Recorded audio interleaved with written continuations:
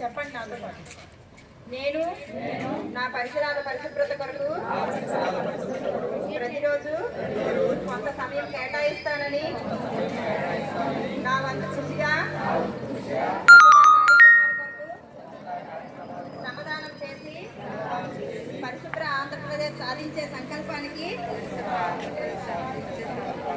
కట్టుబడి ఉంటానని ఈరోజు పరిశుభ్రత గురించి నేను వేసిన ఈ ముందడుగు ఆంధ్రప్రదేశ్ రాష్ట్రాన్ని శుభ్రపరచడంలో సహాయం చేస్తుందని నమ్ముతూ ఈ రోజు నుండి నా తోటివారికి